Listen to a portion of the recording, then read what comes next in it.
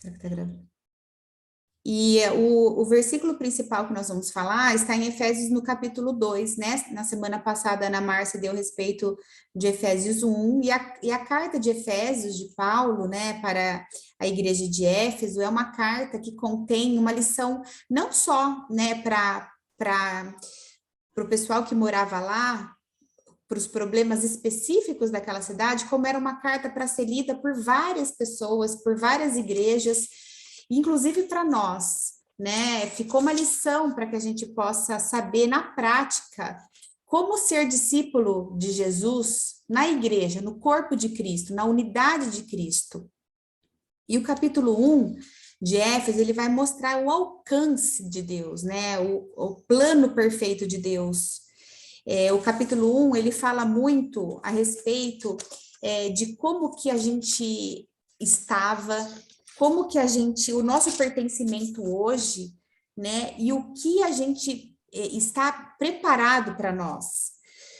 E ele fala muito sobre essa questão da inimizade, né, que Cristo, ele veio para derrubar as diferenças. Ele veio para trazer unidade onde há separação. É muito fácil a gente se unir com pessoas que pensam da mesma forma que a gente, né? Esses dias eu ouvi uma frase que diz assim, que é importante a gente ter unidade na adversidade, porque quando a gente concorda com as pessoas, é muito fácil a gente se agradar delas.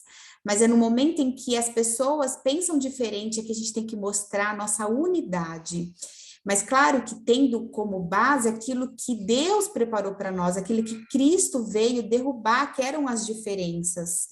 Naquela época tinha uma rivalidade muito grande entre os gentios e os judeus, né? Então os gentios eram exatamente os não-judeus. E eles achavam que por serem escolhidos como povo de Deus, eles seriam os únicos a serem salvos. E na verdade, Deus queria que o povo escolhido fosse uma referência para mostrar que eles seguiam o verdadeiro Deus, o Deus único.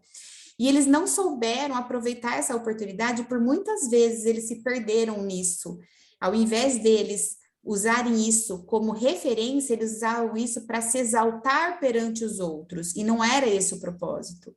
Né? Eles não tinham que usar isso como motivo de separação, muito pelo contrário, eles tinham que mostrar que o Deus que eles serviam era um Deus que unificava todas as coisas, que era um Deus justo, né? E os gentios, por não serem judeus, eles eram considerados um povo pagão, e eles estavam mesmo distantes de Deus, e era um povo pelo qual Israel, eles não se misturavam. Por quê? Porque foi dada a eles a lei de Moisés, e tinha uma marca muito clara entre o povo judeu e o restante dos outros povos, exatamente para mostrar que o povo escolhido por Deus tinha que ser um povo diferenciado, não por quem eles eram, mas por quem eles serviam, quem era o Deus verdadeiro, porque era um povo muito idólatra, eles serviam a muitos deuses, né? E como eles tinham recebido essa revelação especial, que era uma lei da parte de Deus, né, isso tinha o objetivo de tornar Israel uma luz entre as nações, para que todos os povos vissem Israel e conhecessem o Deus verdadeiro, né?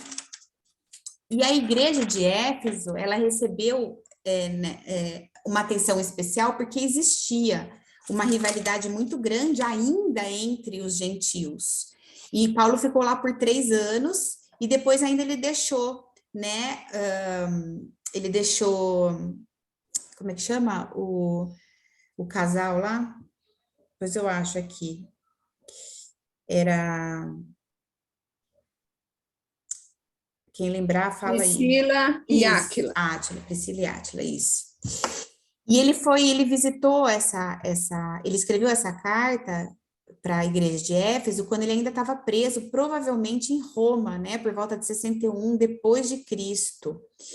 E era uma carta que era para ser lida não só pela igreja de Éfeso, mas pelas igrejas da região, né? Então não tratava de um assunto de problemas locais, né? E sim uma coisa de uma esperança cristã, né?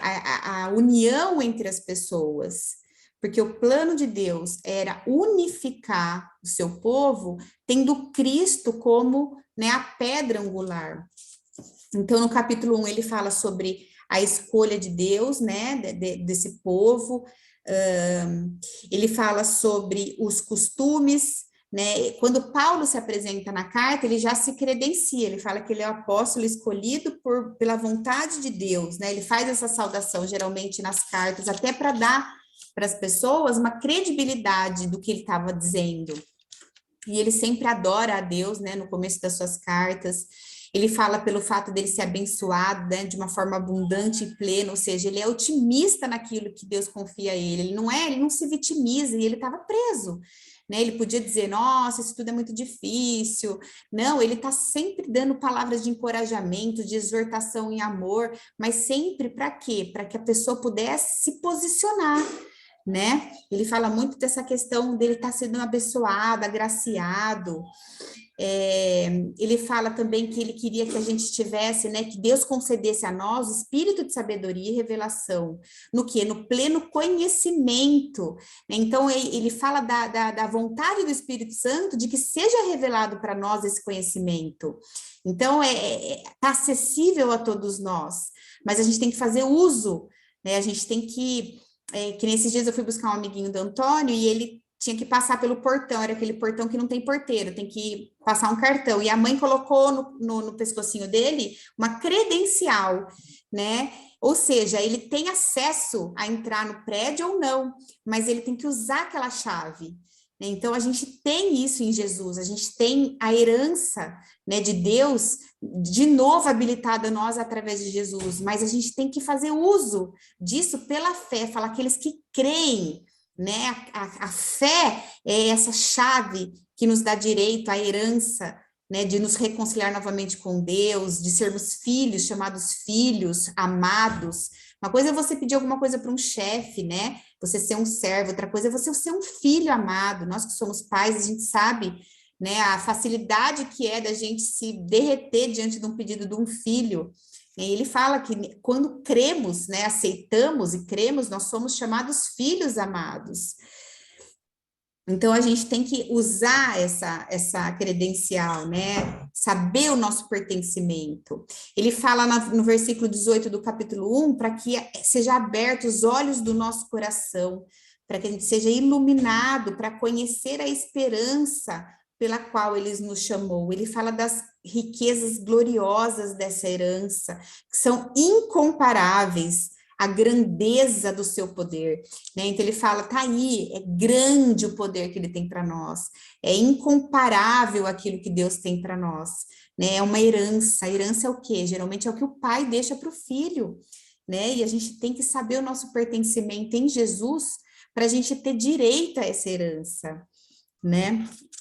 E Deus tem prazer em cuidar de nós, porque ele é pai amado. E aí fica a pergunta, a gente tem acessado essa herança, a gente tem usado essa chave, né, da fé, de crer nele, e o Espírito, ele quer revelar a nós essas riquezas, esse amor incomparável, né, essa grandeza. Diz também que, às vezes a gente fala assim, mas o mal existe, a tragédia, né, os principados e potestades, realmente nós estamos num mundo onde a natureza do ser humano, antes de conhecer a Cristo, não é uma doença que é transmissível, é a condição mesmo de cada um de nós antes de Cristo, né? Mas diz lá no versículo 21 que ele está acima de todo principado e potestade, poder, domínio e todo nome que se possa mencionar, não só no presente século, mas como no vindouro, ou seja, não existe nenhuma força, nenhum mal, nenhum principado, né, que esteja acima do poder de Cristo, do que Cristo fez por nós. Né, ele rasgou o véu, ele abriu o caminho, ele é a porta, ele é o caminho, ele é a chave, ele é a luz. Então, nunca deixe de acreditar que crendo em Jesus, existe algo maior do que o poder de Deus. Né? Por mais que as forças queiram ser contrárias, queiram derrubar, queiram desanimar, não existe nada maior do que o amor de Deus. Né? E no capítulo 2, ele fala que a gente estava morto nas nossas transgressões, nos nossos pecados, que a gente andava, né? Que o espírito da desobediência é quem nos controlava, né? E é por quê? Porque a gente tinha essa inclinação para a carne, né? Aí o versículo 4 fala uma coisa linda, eu amo essa parte, ele fala, mas Deus. Então, ele muda a história, né? Ele interrompe o nosso sofrimento, ele é aquele que ele não quer deixar ficar como está, né? Mas Deus, não importa o que está acontecendo, mas Deus vai mudar a história, mudou a história mandando Jesus, né? Pela sua misericórdia, por causa do seu grande amor que nos amou, né? Ele tirou a gente desse estado de morte, né? Ele tirou e nos levou para um estado de vida, né? Pela graça nós somos salvos. Não é pela obra, para que a gente não se glorie, mas para a boa obra. A partir do momento que a gente renasce no amor de Cristo, a gente não tem outro jeito, o fruto é a boa obra, né? Mas não é a nossa boa obra que nos salva, né? É a graça de Deus através de Jesus e mediante a nossa fé, né?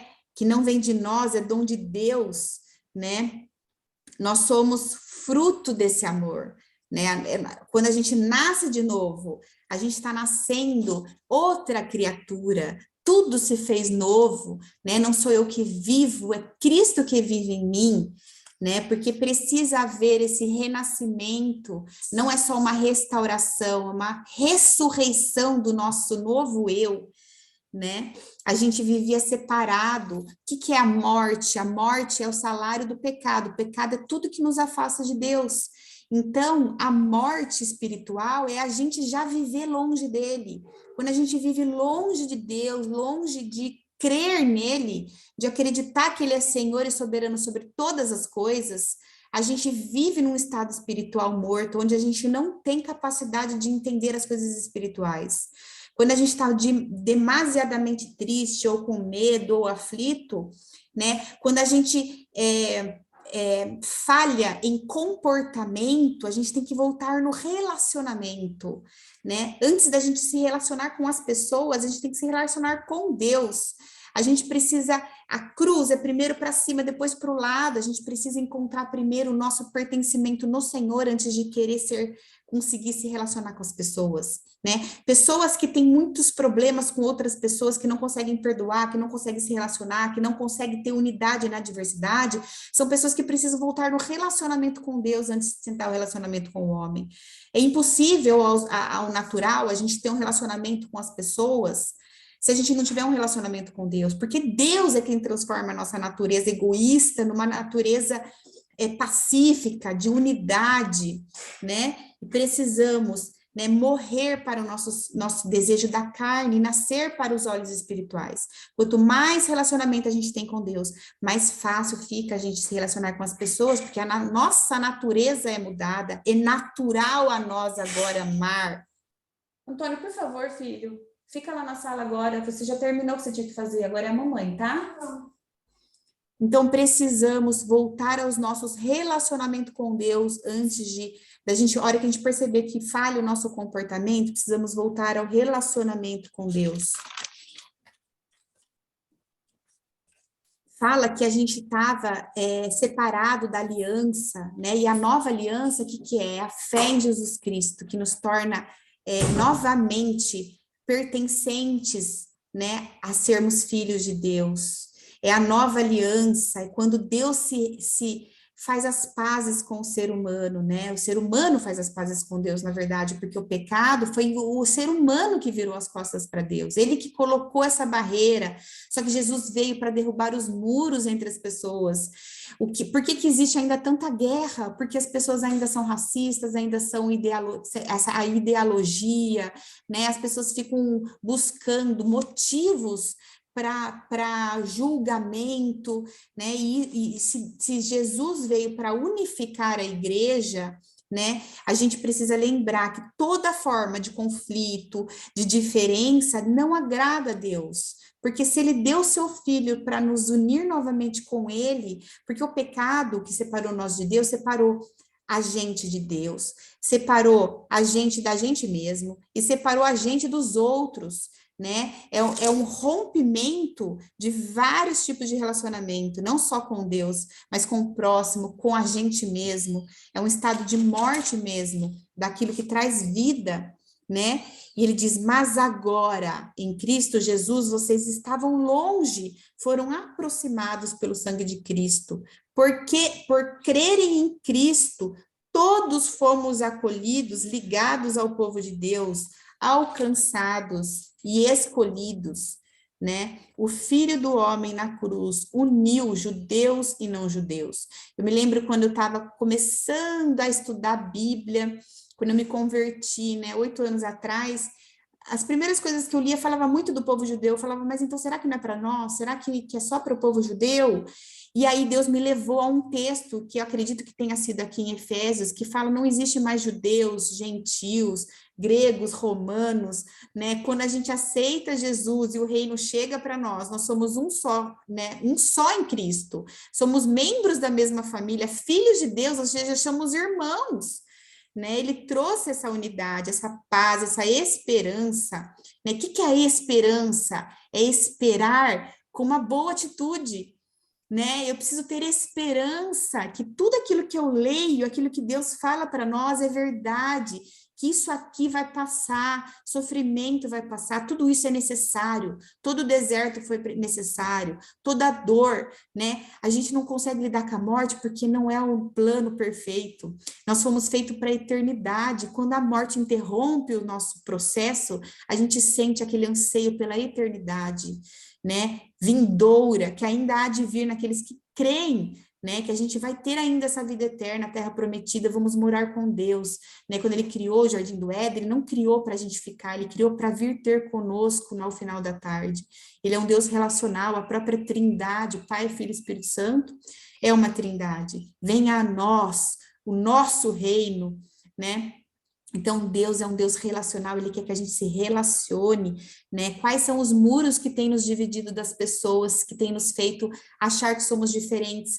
Quando falo gentil, somos nós éramos separados de Deus antes de Cristo, né? Nós somos errantes pela terra, esperando essa redenção, né? E fala lá no versículo 19, assim, vocês não são mais estrangeiros e peregrinos, mas concidadãos dos santos e membros da família de Deus. Nós passamos a pertencer ao Pai a partir do momento em que entendemos e aceitamos esse presente de Deus. Passamos a fazer parte de uma grande construção, de um edifício, de um templo vivo, e a morada é em nós, né? Ele está em nós, por nós, e ele quer trabalhar através de nós, né? Então não somos mais errantes pela terra, nós adquirimos esse pertencimento, ganhamos sentido de vida, né? Nele, versículo 22, nele também vocês estão sendo edificados, né? Vão crescendo junto com os outros, né? Uns aos outros, não é sozinho, para serem morada de Deus no Espírito, né? Então, Deus, ele espera isso de nós, né? Ele espera que a gente seja membros da mesma família, né? Não deve mais haver barreira social, cultural, linguística, econômica, racial, né? Ah, é porque é de tal denominação, né? Não existe isso, porque todos, né, pecamos, estávamos destituídos da glória de Deus. Todos nós precisamos dessa unidade, né? Nós precisamos todos sermos restaurados, né? Nós somos um em Cristo, nós temos o mesmo Espírito, nós fomos salvos pelo mesmo sangue, temos o mesmo Pai, somos herdeiros da mesma herança e moraremos juntos no mesmo lar. E sintetizando Efésios, né, ele fala que estaremos passando da morte para a vida, da escravidão para a liberdade, do túmulo para o trono e da separação para a reconciliação, né? O livro do Israel, que chama Reconciliação, ele é muito lindo, ele fala exatamente isso, a importância, esse anseio que a gente tem por nos reconciliarmos com Deus. né? A palavra religião significa religar, a gente tem esse anseio de querer se religar com o nosso Criador. E através de Jesus é que a gente tem essa oportunidade, essa possibilidade. E a gente não pode perder essa oportunidade, né? Porque a gente precisa ter precisa ter também a nossa posição, não é nada que vai acontecer por acaso, né? A palavra de Deus diz que Jesus bate a porta, né? E cabe a nós ouvir. Então ele faz barulho, ele não só está lá, ele quer ser ouvido. Ele bate a porta, e aquele que ouvir, né? E abrir a porta, ele entrará e ceará. Então a gente precisa ter ouvidos. A Bíblia fala muito, né, que muitos tinham ouvidos, mas não ouviam, tinham olhos, mas não viam. Então a gente precisa orar, né, para que Deus abra os nossos olhos, né, que a gente possa abra os nossos ouvidos, para que a gente possa perceber e não passar por essa vida fazendo qualquer coisa, né, que a gente possa perceber e contribuir para o propósito de Deus. Deus não precisa de pessoas habilitadas, ele precisa de pessoas dispostas. Ele é espírito e procura quem o adora em espírito e em verdade.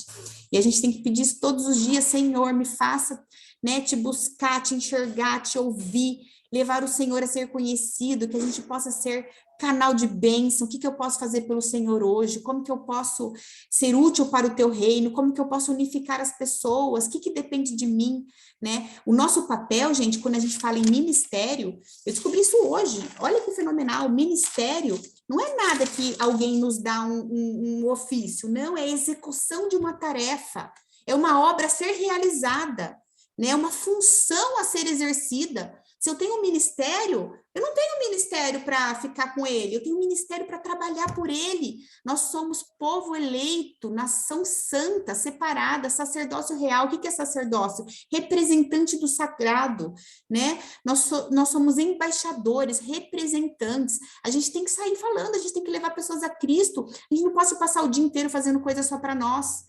Né? A gente está aqui para quê? A gente está aqui para levantar pessoas, para olhar para ele, para direcionar olhares, né? A gente tem que transbordar rios de água viva, tem que fluir e transbordar, não pode só fluir em mim. Quando eu tiver com um problema disso, com comportamento contra as pessoas, eu tenho que voltar ao relacionamento com Deus, né? Eu tenho que, Senhor, o que está acontecendo? Me mostra onde que eu estou falhando, me mostra onde estou erguendo muros. Eu tenho que ser ponte, eu não tenho que ser muro. Né, e orar, pedir, clamar, nós estamos em tempos difíceis, estamos passando por situações de morte, de doença, de aflição, de pessoas desencorajadas. É nessa hora que a gente tem que levantar a nossa bandeira da unidade e trazer pessoas a se ligarem, a permanecerem em Cristo, para que elas possam ser fortalecidas por Ele. Porque o agricultor é Deus e a gente tem que estar ligadas em Jesus, né? Quando fala que a gente tem que estar habitando, a palavra grega lá, enraizada, significa criar raízes, né? Quando fala que a gente tem que ser a nossa, que tem que ser o nosso abrigo, a nossa fortaleza, a nossa rocha, o que é isso? Coisa com estrutura, para nesses momentos em que o chão parece que abre, que a nossa vida parece que perde, né? O Rodolfo conhece essa moça que perdeu a filha, ele estava transtornado, ele falou, eu fui no velório, eu vi, né, como a vida se transforma em um segundo, então nessa hora a gente precisa ter raízes, porque os ventos virão, as águas virão, o fogo virá, né, a Bíblia diz, quando passares pelas águas, vocês não se afogarão. Quando, não é se passarem, nós vamos passar. E o que fala? O que Deus espera de nós? Que temos mente fixas em Cristo, né? Nós temos que ter a nossa mente ligadas nele, para nesse momento da tribulação, a nossa casa ter fundamento, ter estrutura, né? E não só nossa, a gente tem que trabalhar para ele, o nosso ministério é esse, é levar pessoas a olhar para Deus, a participar da herança que nos foi permitida através de crermos em Jesus, né?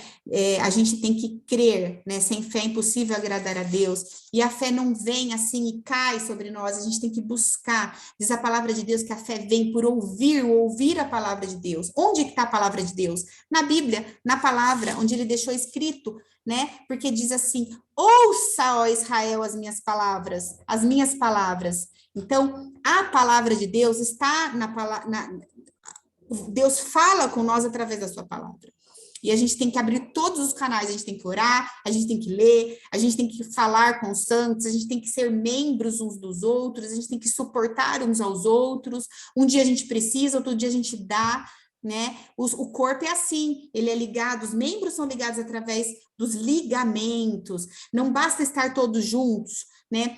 Outro dia eu vi que falou assim, se a gente pegar uma caixa cheia de fio, né, fio de internet, fio de celular, se elas estiverem todas juntas na mesma caixa, isso não significa que elas estão conectadas, só pelo fato delas estarem juntas. Precisamos estar conectados, não só juntos, né? Exortar em amor, encorajar, mostrar, falar de Cristo, falar do amor de Deus, derrubar muros, fazer de tudo para ter paz com todos. A gente tem feito tudo que está ao nosso alcance, ou às vezes isso aqui a gente já, então, reclamo isso, comento aquilo, já boto um fogo numa lenha. Não, temos que ser pacificadores, temos que ver através da palavra o que Jesus nos ensinou, como ser concidadãos do reino, o que Deus espera de nós, né? Como a gente pode, através da nossa vida, demonstrar Cristo em nós. Temos que ser luz.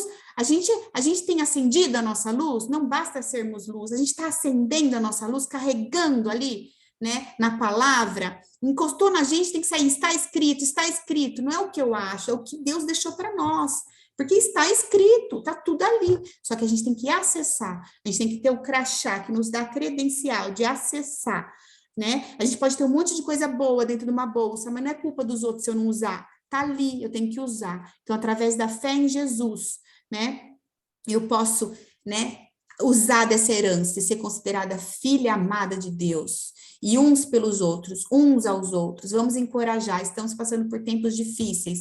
Vamos nos colocar à disposição do reino. Deus, o que o Senhor quer que eu faça hoje pelo teu reino? Muda a minha agenda, muda a minha semana, muda a minha mente, o meu coração. Fala naquilo que o Senhor quer que eu seja útil. Não deixa eu passar por essa vida sem ter sido útil ao teu reino, né? O que eu posso fazer pelo Senhor hoje? Não me dê nada na minha vida que vai me tirar, né, de pertinho do Senhor. Eu abro mão, eu não quero saber dos prazeres da carne, eu quero ver com olhos espirituais, o meu prazer tem que estar na tua palavra, né? Porque os planos de Deus são melhores para nós, mas quando a gente estiver em obediência, porque fala aqui na palavra que aquele que é o espírito daqueles que estão em desobediência é Satanás. Né? E ele quer pessoas o quê? Ele quer separar-nos de Deus, mas maior é o que está em nós do que está no mundo. Certo, meninas? Deixa eu botar vocês de volta aqui, que eu perdi vocês.